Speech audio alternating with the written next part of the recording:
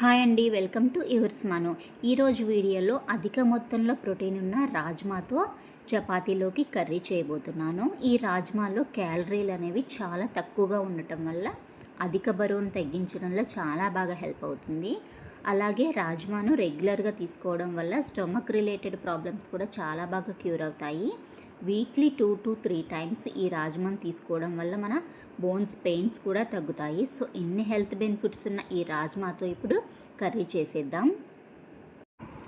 ఇప్పుడు ఈ రాజ్మాని minimum 8 hours పాటు నానబెట్టేసుకోవాలి. మీకు కనుక టైం ఉంటే ఒక రోజు ముందే నానబెట్టేసుకోండి. ఇప్పుడు ఇలా నానబెట్టేసుకున్న రాజ్మాని ఒకసారి క్లీన్గా కడిగేసుకొని వీటిని ప్రెషర్ కుక్కర్లోకి తీసుకోండి.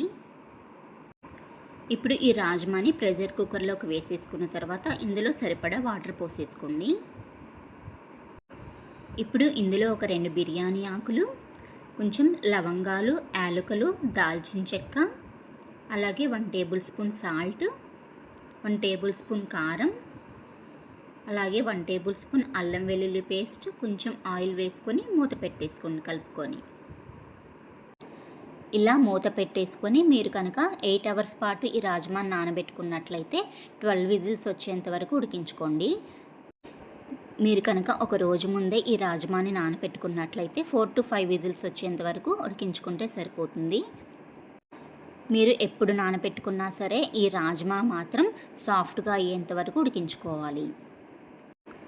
సో ఇప్పుడు ఒక 12 విజిల్స్ తర్వాత రాజ్మా అనేవి మనకు ఉడికాయో లేదో ఒకసారి చెక్ చేసుకోండి. సో రాజ్మా అయితే చాలా సాఫ్ట్గా పర్ఫెక్ట్గా ఉడికిపోయాయి. సో ఇప్పుడు ఇలా ఉడికేసిన తర్వాత వీటిని పక్కన పెట్టేసుకోండి. ఇప్పుడు ఇవి పక్కన పెట్టేసుకొని ఇప్పుడు ఒక ప్యాన్లో కొంచెం ఆయిల్, అలాగే 1 టేబుల్ స్పూన్ నెయ్యి కూడా వేసుకొని ఇవి హీట్ అయిన తర్వాత ఇందులో కొంచెం జీలకర్ర, అలాగే 1 కప్పు ఉల్లిపాయలు వేసుకొని గోల్డెన్ కలర్ వచ్చేంత వరకు ఫ్రై చేసుకోవాలి. ఈ ఉల్లిపాయ ముక్కలు అనేవి ఖచ్చితంగా గోల్డెన్ కలర్ వచ్చేంత వరకు ఫ్రై చేసుకోవాల్సిందే. అప్పుడే మనకు కర్రీ గ్రేవీ అనేది మంచి టెక్స్చర్లో వస్తుంది. ఇప్పుడు ఇలా గోల్డెన్ కలర్లో ఫ్రై అయిపోయిన తర్వాత ఇందులో 1 టేబుల్ స్పూన్ అల్లం వెల్లుల్లి పేస్ట్ వేసుకొని ఈ అల్లం వెల్లుల్లి పేస్ట్ కూడా మంచిగా ఫ్రై అయ్యేంత వరకు ఫ్రై చేసుకోవాలి. ఇప్పుడు ఈ అల్లం వెల్లుల్లి పేస్ట్ కూడా ఫ్రై అయిపోయిన తర్వాత ఇందులో వేయించుకున్న జీలకర్ర పౌడర్ 1 టేబుల్ స్పూన్, అలాగే 1 టేబుల్ స్పూన్ ధనియాల పౌడర్, కొంచెం సాల్ట్, 1 టేబుల్ స్పూన్ కారం వేసుకొని ఒకసారి మిక్స్ చేసుకోవాలి. ఇప్పుడు ఇవన్నీ ఒకసారి మిక్స్ చేసేసుకున్న తర్వాత ఇందులో ఒక 50 ml వరకు వాటర్ పోసేసుకొని ఆయిల్ అనేది పైకి వచ్చేంత వరకు ఒక 2 నిమిషాల పాటు ఉడికించుకోవాలి. ఇలా చేయడం వల్ల మనకు కర్రీ టెక్స్చర్ అనేది చాలా బాగా వస్తుంది. సో చూసారా, మనకు ఆయిల్ అనేది ఇలా సపరేట్ అవ్వాలన్నమాట. సో ఇలా సపరేట్ అయిన తర్వాత ఇందులో ఒక 3 టొమాటోల్ని గ్రైండ్ చేసుకొని ఇందులో వేసుకోవాలి. ఇప్పుడు ఈ టొమాటో ప్యూరీ కూడా వేసుకున్న తర్వాత ఈ టొమాటో ప్యూరీలో ఉన్న పచ్చివాసన పోయేంత వరకు ఆయిల్లో ఒక 2 to 3 మినిట్స్ వరకు మగ్గించుకోవాలి. ఇప్పుడు ఒక 3 మినిట్స్ తర్వాత చూద్దాము. సో చూసారా, మనకు ఈ టొమాటో ప్యూరీ కూడా మంచిగా ఆయిల్లో ఫ్రై అయిపోయింది కదా. సో ఇప్పుడు ఇందులో మనం ముందుగా ఉడికించి పెట్టుకున్న రాజ్మా ఉంది కదా, అవి ఇందులోకి వేసేసుకోవాలి.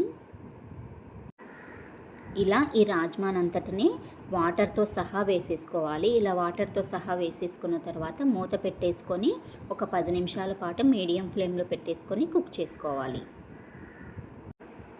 ఇప్పుడు ఒక 10 మినిట్స్ తర్వాత చూద్దాము. సో కర్రీ అనేది మనకు పర్ఫెక్ట్గా రెడీ అయిపోయింది. ఆయిల్ కూడా సపరేట్ అయిపోయింది.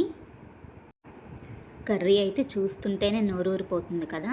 సో ఫైనల్గా ఇందులో మీరు కావాలనుకుంటే గరం మసాలా వేసుకోండి. సో మసాలాలు ఎక్కువగా తినని వాళ్ళైతే స్కిప్ చేసేయండి. సో మనకు ఫైనల్గా చపాతీలోకి హెల్దీ రాజ్మా కర్రీ అనేది రెడీ అయిపోయింది. చాలా తక్కువ టైంలో అయిపోతుంది, అలాగే టేస్ట్ కూడా చాలా బాగుంటుంది. తప్పకుండా ట్రై చేయండి. సో ఇలాంటి మరిన్ని హెల్దీ వీడియోస్ కోసం నా ఛానల్ని వెంటనే సబ్స్క్రైబ్ చేసుకోండి.